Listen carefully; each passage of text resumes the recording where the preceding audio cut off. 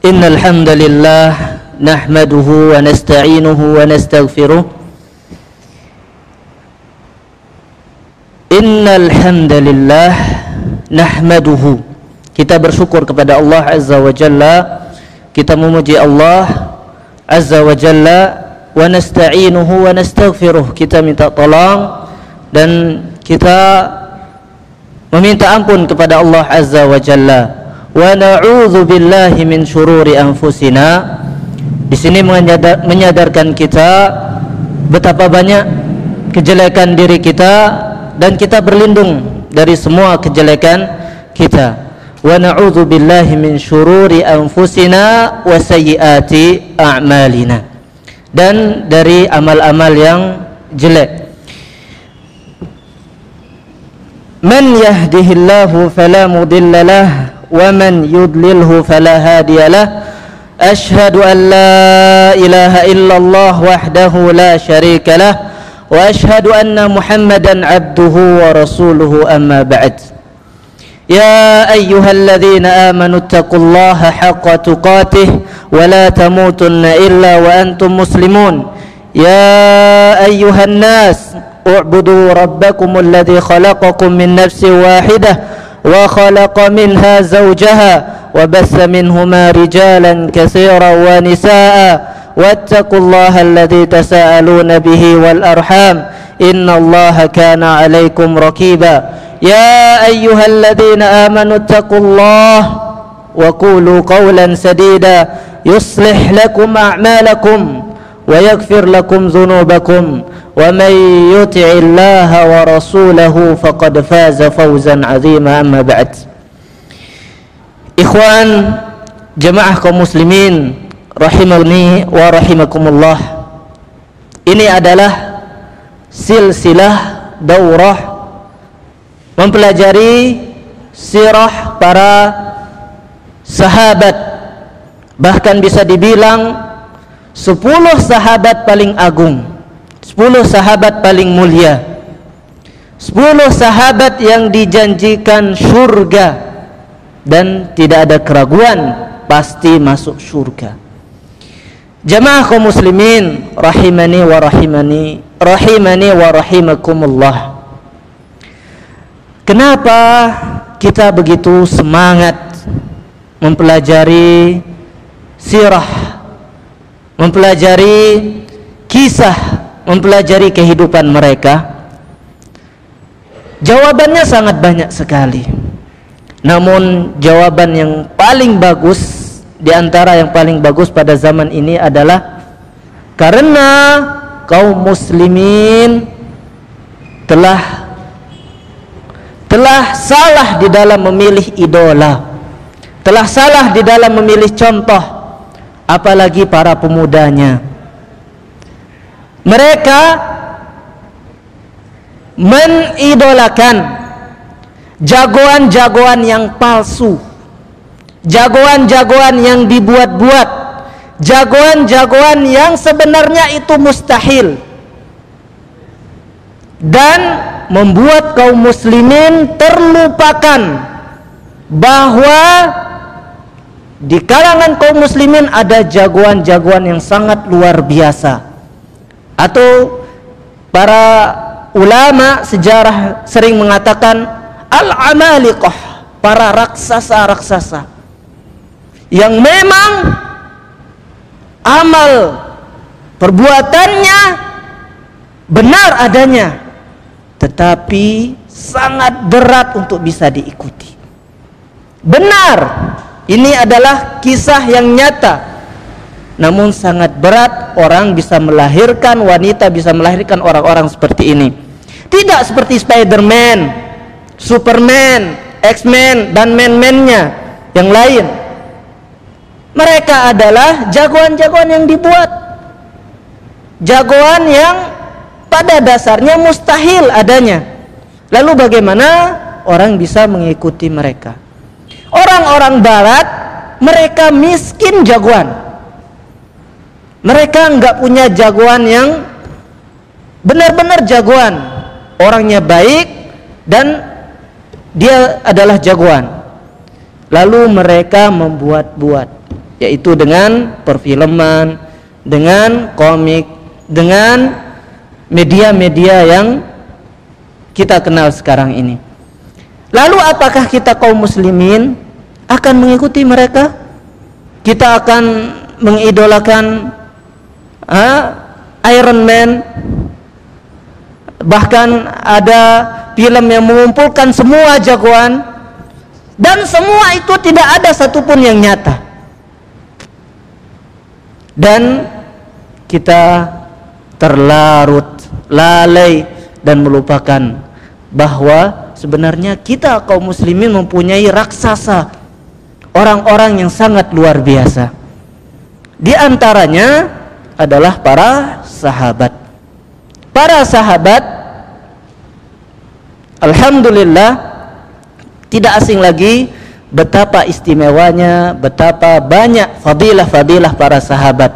Namun kita yang mengaku salafi, yang mengaku ahlus sunnah, jarang sekali mempelajari sirah-sirah mereka. Jarang sekali kita ingin seperti mereka. Mungkin kita baca-baca hanya sekedar apa? Sekedar kita meluangkan waktu, mengisi waktu kosong. Tidak ada niat untuk menjadikan mereka idola, tidak ada niat untuk menjadikan mereka kita ingin seperti mereka. Jemaah kaum muslimin, muqaddimah ini sangat penting sekali supaya menyadarkan kita. Nah, lihat kebanyakan anak muda di sini ya. Anak muda yang sudah menikah dan jomblo. Nah, dan kaum muslimin dimanapun berada yang menyaksikan daurah ini lewat online juga, supaya menyadarkan kita, entah kita orang tua, supaya kita sadar, hati-hati memberikan tontonan buat anak kita. Ketika kita memberikan tontonan buat anak kita, seolah-olah kita bilang ini adalah jagoan, nak. Kita sibuk, banyak kerjaan, anak rewel, kita bukain apa? HP, YouTube, kita bukakan Spiderman, apa juga macam-macam jagoan-jagoan yang palsu, yang tidak pernah ada hakikatnya. Kita ceritakan. Lalu bagaimana kita bisa menceritakan anak-anak kita, adik-adik kita, murid-murid kita kalau kita jarang membaca?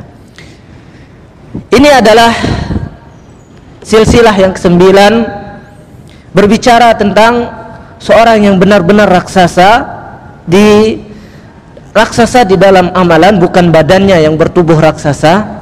Amalnya sangat besar-besar sekali. Jarang orang akan bisa mengikuti dia. Dia adalah Sa'dun ibnu Abi Waqqas. Sa'ad bin Abi Waqqas. Nabi sallallahu alaihi wasallam mengatakan, ketika kaum muslimin, pada pertemuan yang pada tahun lalu kita telah menyelesaikan beberapa daurah tentang sirah Nabi sallallahu alaihi wasallam, dan kebetulan bersama anak perang Uhud saat itu. Di perang Uhud, di sana kaum muslimin hampir kalah, sudah terporak-porandakan, sudah hampir tidak bisa diselamatkan lagi. Rasulullah sallallahu alaihi wasallam terluka di saat yang begitu hening, genting, takut.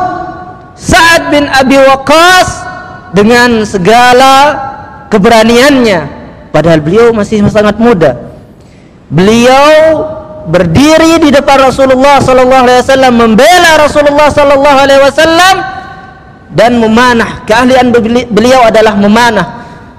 Lalu sallallahu alaihi wasallam melihat beliau, dan beliau Rasulullah sangat mencintai, sangat suka dengan orang-orang yang pintar memanah. Dan Sa'ad bin Abi Waqqas ini terkenal dengan panahannya yang luar biasa. Memanah dengan satu busur panah itu biasa, namun Sa'ad bin Abi Waqqas bisa memegang busur panah bisa melemparkan busur panah itu 3 sekaligus dan semuanya tepat sasaran.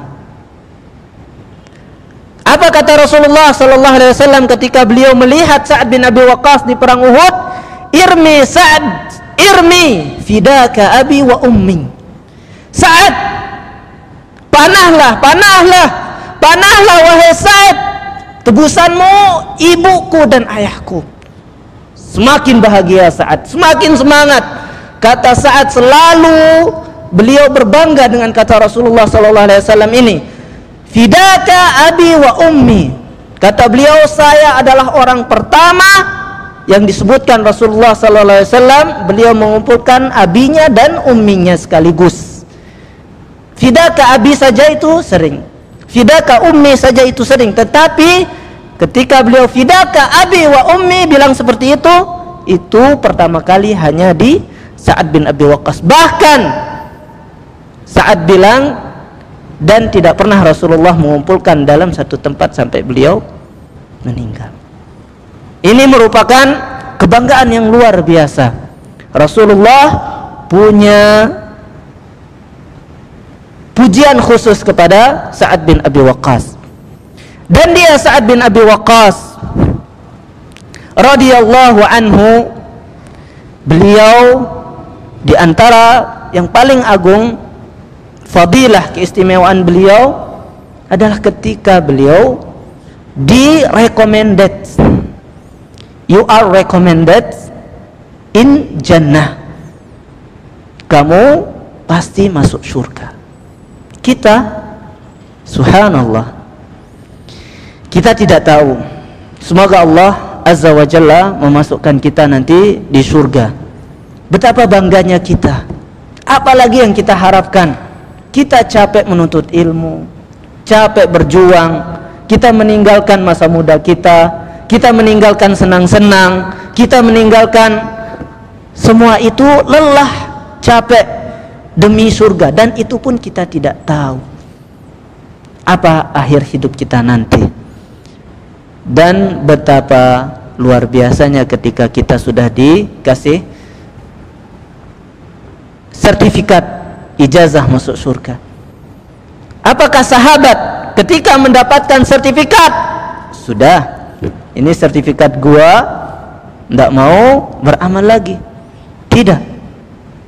Itulah kenapa para sahabat diberikan sertifikat.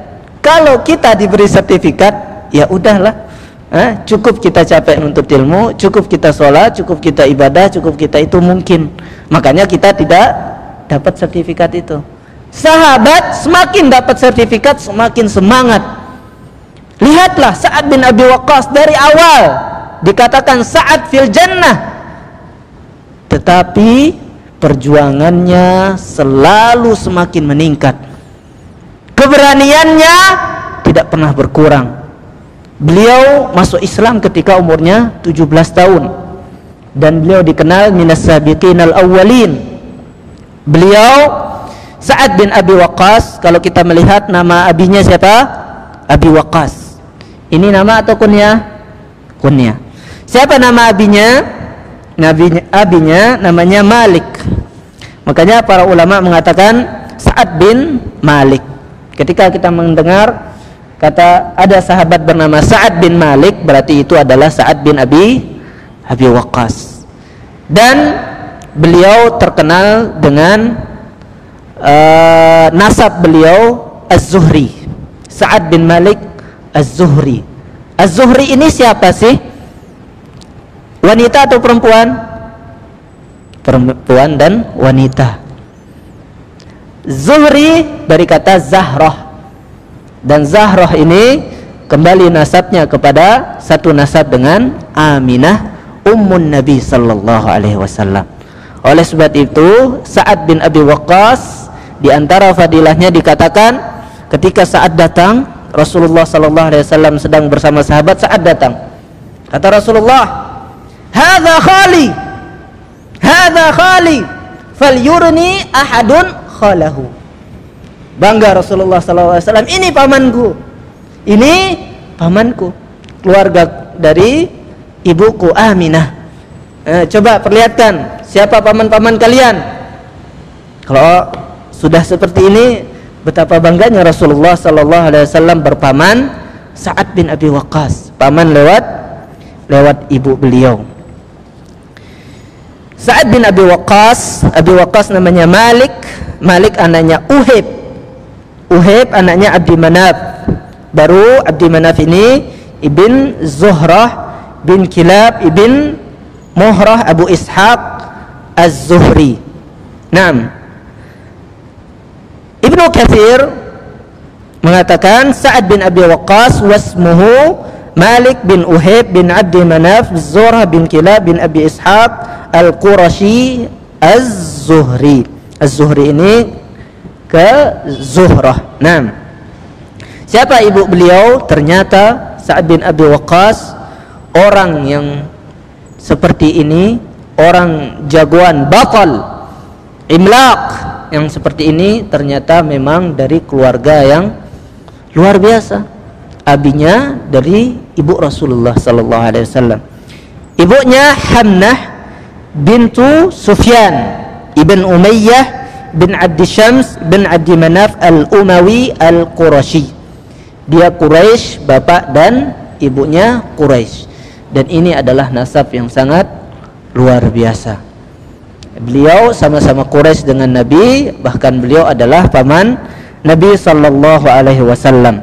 Beliau dilahirkan ketika Nabi sallallahu alaihi wasallam sudah diutus bitis'ah asyarah sanah qabla al-bis'ah, afwan, sebelum diutus Nabi sallallahu alaihi wasallam beliau sudah dilahirkan kapan? 19 tahun sebelum Nabi diutus. Bagaimana kita bisa tahu? Karena Sa'ad pernah mengatakan aslamtu wa ana ibnu tis'i asyarata sanah. Saya masuk Islam, aslamtu wa ana ibnu tis'i asyarata sanah. Saya masuk Islam dan umur saya 19 tahun. Ini di dalam satu riwayat, dan para ulama mengatakan, merojihkan di sini banyak riwayatnya, namun yang paling kuat adalah 17 tahun. 17 tahun. Nah, bagaimana rupa hay'ah al-jismiyah, bagaimana rupa wajah dan badan beliau? Beliau dibilang qasiran, disebutkan oleh Ibnu Katsir, kana qasiran ghalidhan syatinal asabi' aftas asy'ara al-jasad. Beliau Sa'ad bin Abi Waqqas radhiyallahu anhu qasir, pendeknya orang Arab. Mungkin pendeknya orang Arab seperti antum yang tinggi ya, bukan pendek seperti ana ya. Pendeknya orang Arab, ada tingginya orang kita mungkin ya. Nah, ghalidhan, beliau badannya kuat, tidak lembek. Ghalidh di sini menunjukkan badannya beliau, apa bahasa kita itu kalau melihat anak-anak itu tebal kulitnya, kekar ya. Itu adalah ciri-ciri Sa'ad. Beliau pendek namun tidak lemes-lemesan, tidak lembek. Ghalidh. Nah, dan tangannya asabi', jari-jari beliau pun kuat, keras dan tegar. Nah, ini rangkuman jasad beliau adalah jasad yang sangat kuat, jasad yang masya Allah, jagoan, memang cocok untuk menjadi jagoan. Nah, baik.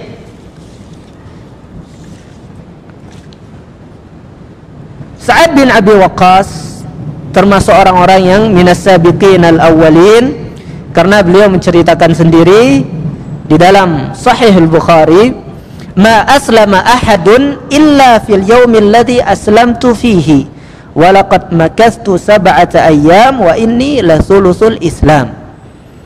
Beliau menceritakan tidak ada satu orang pun yang masuk Islam di hari saya masuk Islam. Dan beliau bermimpi sebelum beliau masuk Islam itu, diceritakan dalam riwayat, bahwa beliau bermimpi beliau berada di dalam gelap gulita, lalu melihat sebuah cahaya. Di cahaya itu ada Abu Bakar, ada Umar, ada Abu Bakar, ada Abdurrahman bin Auf minas sabiqin al-awwalin. Beliau melihat beberapa sahabat dan beliau bilang, ketika saya terbangun, saya yakin ini adalah cahaya Nabi yang berdakwah, itu adalah cahaya di dalam mimpi saya. Lalu beliau mengejar Nabi SAW dan menyatakan keislaman beliau, dan beliau mengatakan tidak ada satu orang pun teman saya Islam kecuali yang saya lihat di mimpi saya itu. Dan beliau adalah termasuk orang-orang yang didakwahi langsung oleh Abu Bakar As-Siddiq. Ini Abu Bakar As-Siddiq pertemuan pertama, termasuk raksasanya raksasa, jagoan yang sangat luar biasa, yang sangat sulit kita bisa temukan pada zaman ini. Fadilah-fadilah beliau seorang sahabat, termasuk di dalam fadilah umum sahabat. Di antaranya khairun nasi qarni tsumma alladhina yalunahum tsumma alladhina yalunahum. Beliau termasuk generasi terbaik, yaitu generasi para sahabat. Ini adalah fadilah umum. Ketika kita mendapat fadilah ini, kita termasuk orang yang terbaik, khairun nas, orang-orang yang terbaik, generasi terbaik, yaitu para sahabat. Dan seperti kita katakan tadi, beliau adalah termasuk orang yang langsung dijanjikan oleh Rasulullah SAW masuk surga. Di antaranya dalil dari hal ini apa yang diriwayatkan oleh Imam Ahmad dari Abdullah bin Amr bin Al-As, anna Rasulullah sallallahu alaihi wasallam qala, awwalu man yadkhul hadzal bab rajulun min ahlil jannah. Pada suatu pertemuan Rasulullah tiba-tiba mengatakan, orang pertama kali, kalian akan melihat sekarang, orang pertama kali yang akan masuk pintu ini adalah seorang laki-laki yang dari ahli surga. Fadakhala Sa'ad bin Abi Waqqas. Banyak sekali dalil-dalilnya yang menyatakan bahwa Sa'ad bin Abi Waqqas masuk surga. Di antara dalil-dalilnya yaitu Rasulullah menyebutkan langsung 10 sahabat yang masuk surga. Nah, para ikhwan kaum muslimin, setelah kita mengenal secara singkat biografi dan kita tahu ternyata untuk membuat generasi terbaik itu tidak bisa abrakadabra, tidak bisa serta-merta turun meteor atau digigit semut, digigit laba-laba lalu menjadi jagoan. Itu berawal dari ayah dan ibu yang solihani, orang-orang saleh yang akan menciptakan anak-anak yang saleh.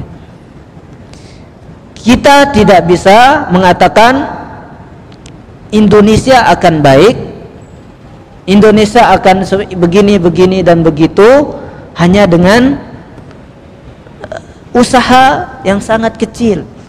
Kita sekarang berusaha memperbaiki diri kita, ini adalah bentuk besar, usaha besar kita menanam benih. Kalau ayah dan ibunya seperti antum sekarang rajin mengaji, insya Allah saleh, dan antum meminang ibu yang salihah buat anak-anak antum, istri yang salihah yang bisa mengajari anak-anak antum, itulah nanti akan memperbaiki generasi kita.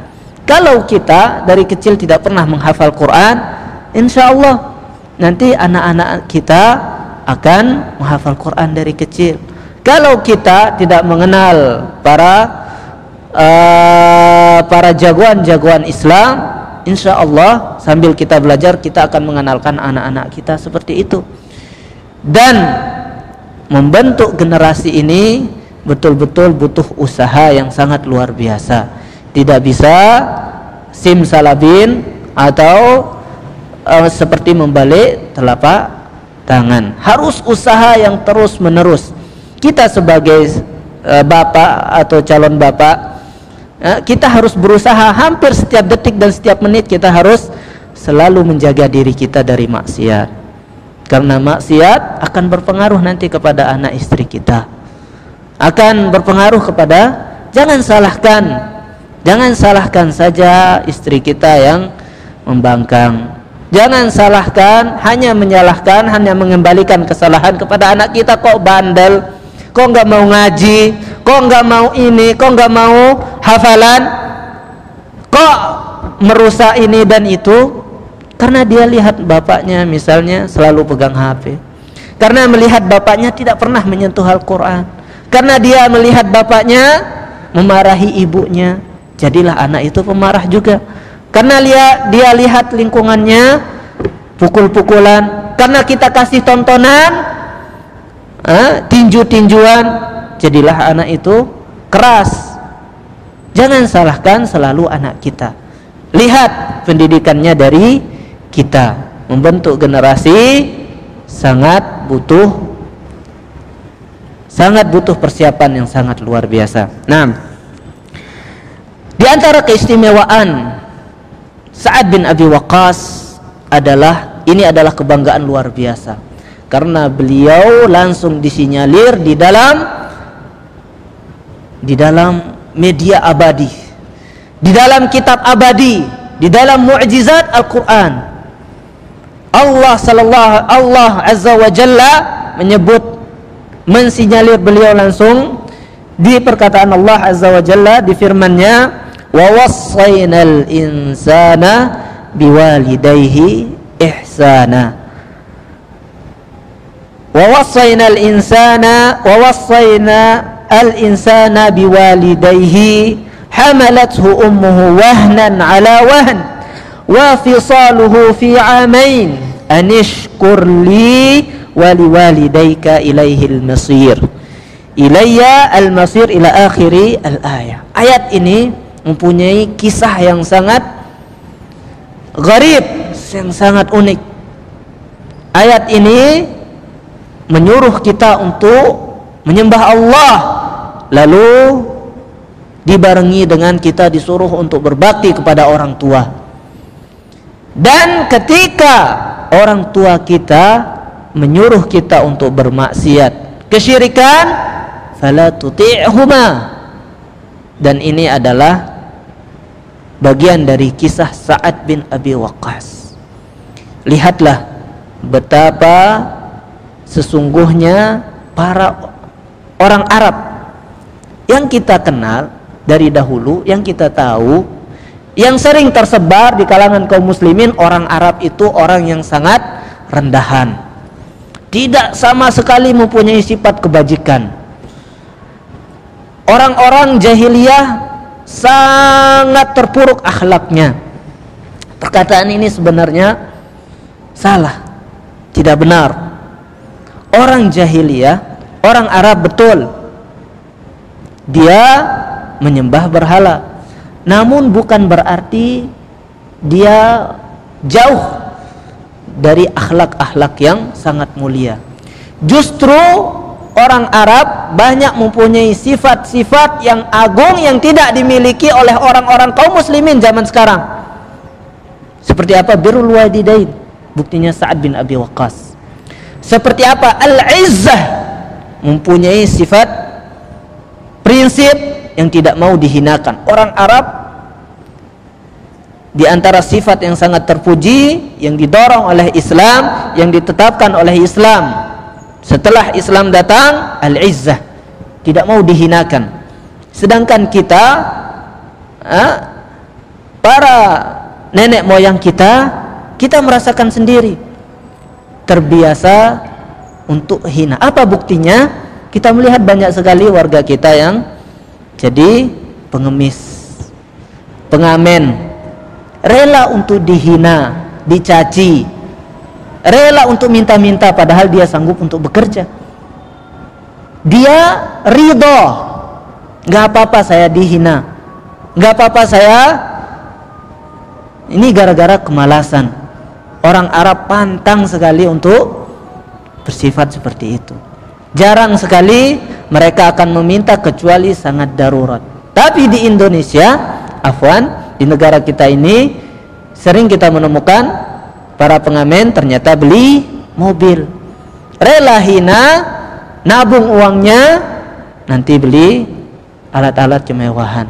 Nas'alullah as-salamah.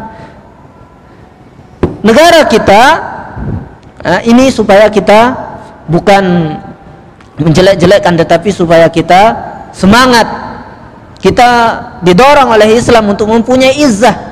Jangan dihinakan oleh orang-orang kafir, jangan di bawah, jangan merasa hina ketika ada turis datang ke Indonesia. Kita merasa orang miskin, orang gak punya apa-apa, orang yang lebih hina dari mereka. Justru kita lebih izzah, kita Islam, kita memegang tauhid, kita ibadullah, orang yang menyembah Allah langsung. Kita harus merasa aziz. Jangan merasa mentang-mentang mereka kaya dan semuanya, kita merasa disuruh apapun bisa. Bagus, akhlak yang bagus, tetapi berlebihan.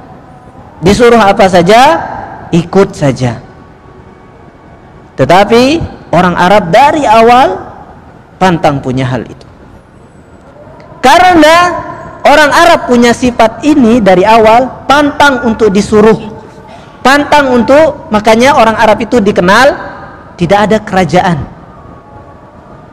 tidak ada satu raja di Jazirah Arab itu, karena punya sifat seperti ini. Jarang mau tunduk. Misalnya Mekah nggak mau tunduk sama Madinah, Madinah nggak mau tunduk sama Taif. Masing-masing punya kabilah sendiri dan raja kabilah sendiri. Coba cari dalam sejarah, pernahkah sebelum Islam orang Arab dikumpulkan dalam satu raja? Tidak. Ini diantara bukti bahwa orang Arab itu pantang untuk disuruh. Tetapi ketika Islam lahir, yang menyuruh adalah Allah yang menciptakan mereka, mereka tunduk di dalam satu pimpinan, yaitu Rasulullah sallallahu alaihi wasallam. Mereka ini menjadi bukti bahwa mungkin orang bisa saja bilang, orang Arab ini memang tunduk, hina dina, senang di itu, senang dipimpin, suka disuruh, dia hanya cari pemimpin saja, makanya kumpul. Tetapi ketika sifatnya seperti ini di dalam sejarah orang Arab, jarang mau tunduk, namun tunduk di bawah kekuasaan Rasulullah, Nabiullah sallallahu alaihi wasallam, ini menjadi bukti nyata bahwa benar-benar Islam ya'lu wa la yu'la alaih. Islam itu tinggi dan berada selalu di atas, tidak mau di bawah. Nah, dia adalah Sa'ad bin Abi Waqqas. Waktunya sangat singkat sekali. Ini baru lembar pertama sebenarnya, belum kita balik-balik. Masya Allah, sudah azan. Kita lanjut sedikit, baru kita azan Isya. Beliau ketika masuk Islam sangat mudah sekali, sedang dengan kuat-kuatnya, badannya luar biasa. Tetapi walaupun badannya seperti itu, beliau dikenal dengan Raqiq al-Atifah. Beliau cepat nangis, beliau mudah tersentuh, beliau keras, tetapi bukan nggak mau dengar, bukan orang yang susah nangis, orang yang tersentuh hatinya melihat orang miskin langsung kasihan. Ini diantara ciri-ciri beliau. Oleh sebab itu beliau sangat dicintai oleh ibunya, dan terkenal beliau sangat mencintai ibunya. Insyaallah kita lanjutkan kisah yang disebutkan tadi di dalam ayat ini setelah azan. Tafadhal.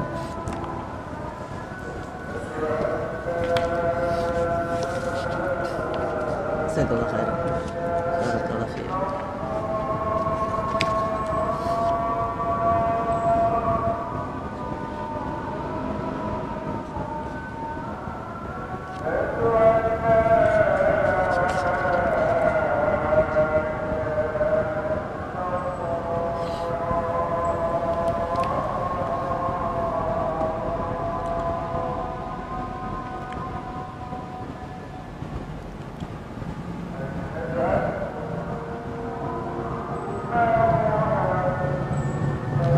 Siapa yang azan?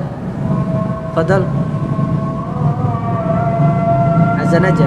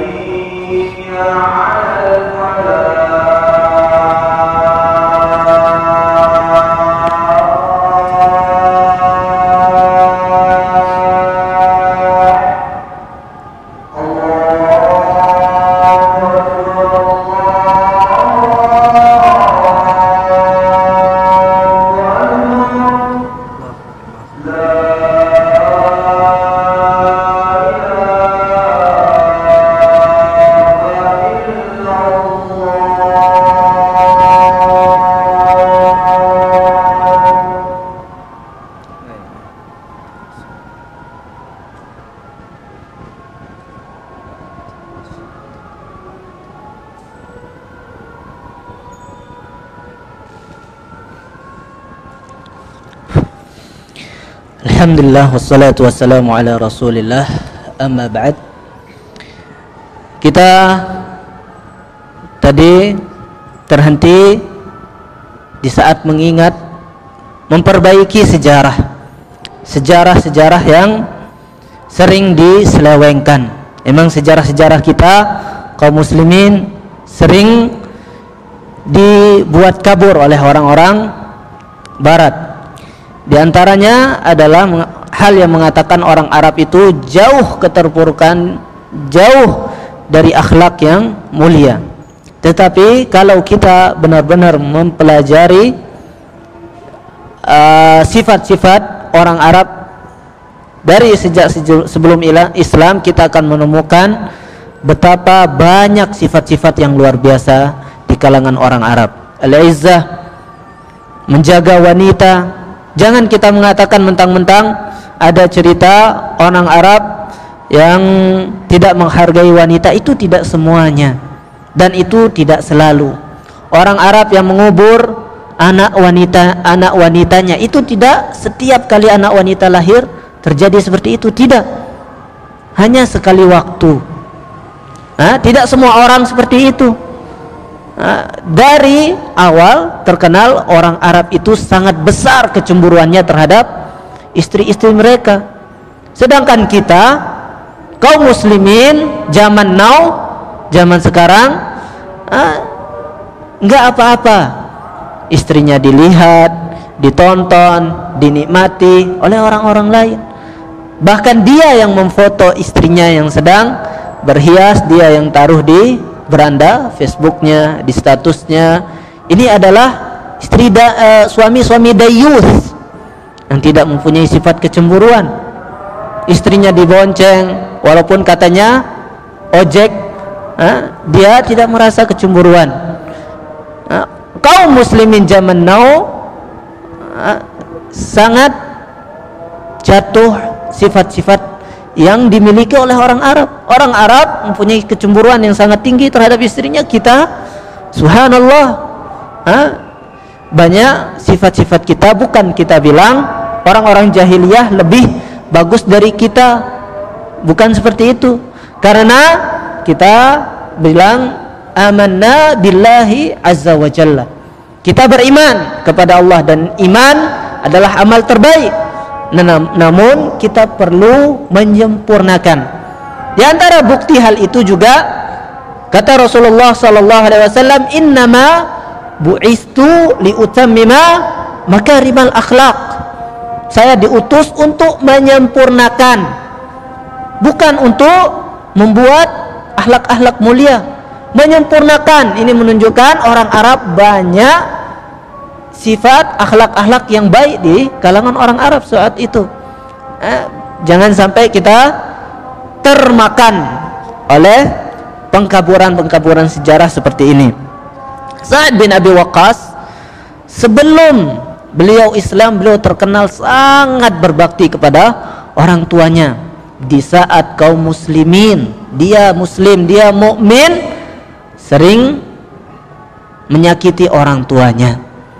Bahkan betapa banyak berita ibu membunuh, anak membunuh ibunya, anak membunuh bapaknya, gara-gara si anak tidak dikasih belanja, gara-gara tidak mau dibelikan kuota game, gara-gara tidak mau. Bahkan banyak anak-anak yang berada di dalam hatinya itu keinginan, mati aja kau wahai ibuku. Pengen melihat ibunya mati supaya hartanya ke dia, supaya dapat warisan. Walaupun dia tidak lakukan, na'udzubillah, masih banyak anak-anak yang berniat seperti itu. Tetapi Sa'ad bin Abi Waqqas, beliau masuk Islam, dan ketika ibunya tahu beliau masuk Islam, ibunya sangat marah. Di dalam sebuah riwayat mengatakan seperti tersambar petir. Sa'ad bin Abi Waqqas masuk Islam, kaget ibunya. Orang yang paling kaget, Sa'ad bin Abi Waqqas ini dicalonkan orang Quraisy. Dia orang Quraisy asli, bapak dan ibunya dididik dari kecil supaya menjadi pemimpin Quraisy. Harapan yang sangat luar biasa dari ibunya supaya menjadi orang besar, pemimpin besar. Dia menjadi, kalau kita mungkin menjadi di Lombok, tuan guru besar, kiai besar, qari luar biasa. Tetapi harapan-harapan itu pupus ketika mendengar Sa'ad bin Abi Waqqas masuk Islam. Saking kagetnya, sang ibu mengatakan apa? Sa'ad bin Abi Waqqas, engkau sangat cinta dengan ibu engkau. Engkau terkenal dengan berbakti kepada ibu engkau. Dan sekarang tinggalkan agama itu. Kalau tidak, saya tidak akan makan sehari semalam sampai engkau keluar dari Islam, sampai engkau masuk agama nenek moyang. Kata Sa'ad bin Abi Waqqas, la taf'ali ya ummah, ibuku jangan lakukan itu.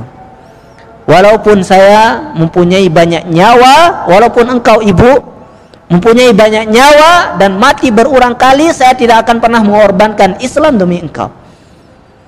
Sa'ad bin Abi Waqqas, engkau terkenal berbakti kepadaku, dan ketika aku mati kelaparan gara-gara engkau, ini menjadi aib luar biasa kepada engkau, karena engkau adalah sebab kematian ibumu.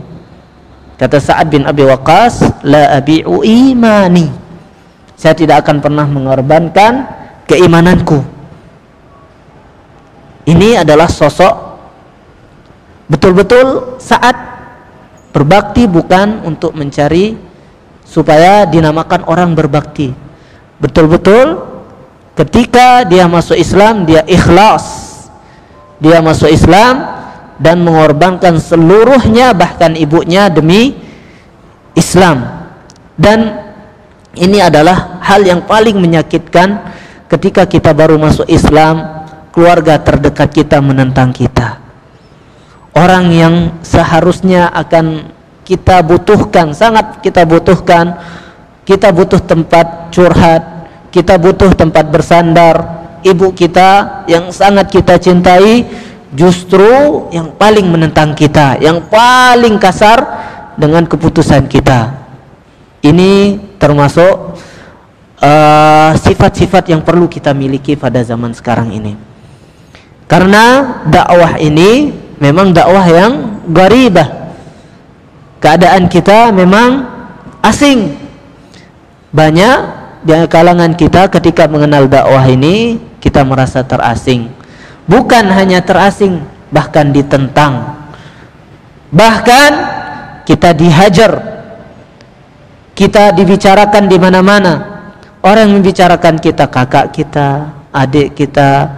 Lebih sedih lagi, istri kita tidak setuju dengan kita, ibu kita, ayah kita. Kita perlu mempelajari dan membaca, sangat butuh dengan kisah-kisah yang seperti ini supaya kita menjadi kuat, menjadikan Sa'ad bin Abi Waqqas itu idola. Apa yang kita dapatkan dari film-film barat, idola-idola seperti itu, apa yang kita dapatkan di dalam kehidupan nyata? Tetapi kalau kita membaca kisah-kisah nyata, kisah-kisah yang bisa kita terapkan di dalam kehidupan kita seperti kisah Sa'ad bin Abi Waqqas ini, kita akan lebih semangat di dalam menjalani cobaan ini, ujian yang sangat berat ini. Bahkan walaupun kita tinggal di kampung sunnah sekalipun, berat. Banyak di kalangan teman-teman kita yang masih mencemooh kita. Kadang ketika kita ke stasiun dibilang kebanjiran, dibilang jenggot kambing. Istri kita bawa istri cadar dibilang teroris, dan selanjutnya. Bahkan sampai ikhwan-ikhwan kita di beberapa daerah harus dibakar rumahnya. Salahnya apa? Dosanya apa? Dia tidak pernah menyerang ikhwan kita, tidak pernah mengganggu mereka. Salahnya cuma nggak pernah hadir di tahlilan. Itu salahnya, nggak pernah hadir, padahal nggak ganggu mereka. Ketika melayat, ketika menguburkan jenazah, ikhwan kita duluan pulang, nggak ikut tahlilan, nggak mau salam-salaman,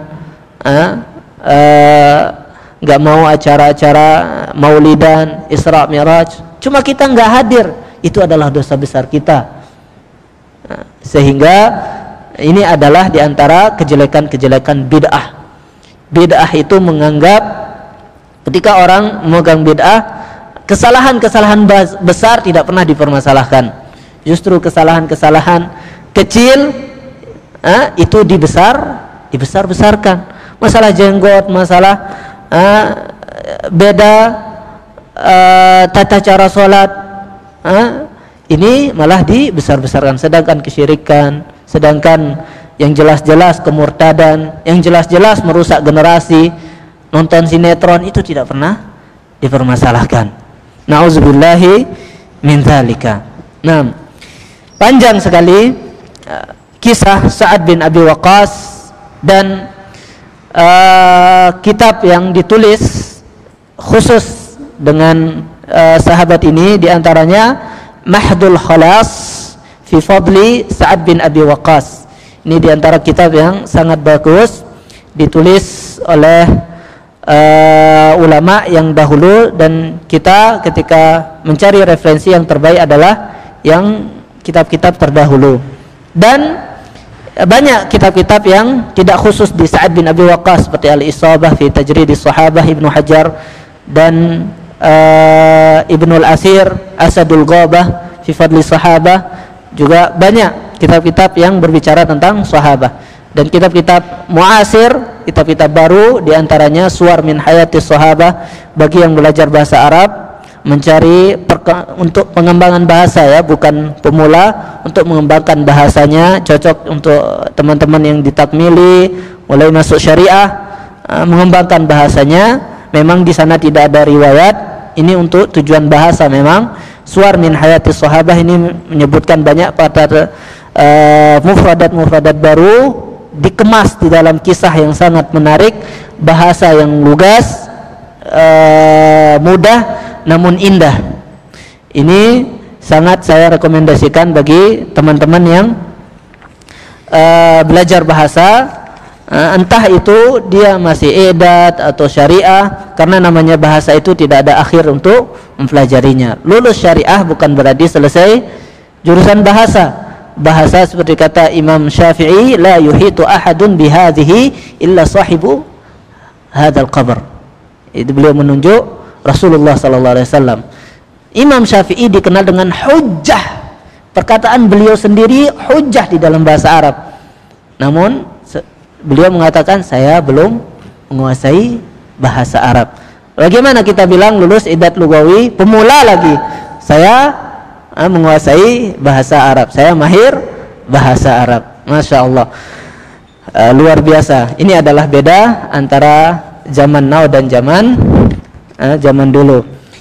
Kita cukupkan sampai di sini. Kalau kita lanjutkan, Masya Allah, ini cuma beberapa lembar yang diantara yang kita baca, yang kita ringkas-ringkas. Semoga Allah Azza wa Jalla memberikan keberkahan. Paling tidak ini adalah menjadi motivasi kita di dalam mempelajari kisah-kisah dan mempelajari sejarah dan meneliti. Jangan kita sampai termakan dengan sejarah-sejarahnya orang barat atau kisah-kisah yang tersebar di masyarakat, dan supaya kita selalu semangat dengan membaca kehidupan mereka. Ini akan membuat kita selalu berapi-api. Jadi di zaman sekarang ini sudah mulai redup api semangat kita. Kita ingat pertama kali mengenal sunnah, hampir setiap jadwal kita akan datangi. Namun sadar kalau sekarang sudah sangat redup. Bahkan kajian-kajian ustadz kibar pun kita malas. Alhamdulillah, semoga Allah Azza wa Jalla memberkahi yang sedikit ini dan menjadikan kita semangat mengingat kembali sejarah-sejarah lalu untuk menciptakan generasi-generasi terbaik yang akan datang. Subhanakallahumma wa bihamdika asyhadu an la ilaha illa anta astaghfiruka wa atubu ilaik. Assalamualaikum warahmatullahi wabarakatuh.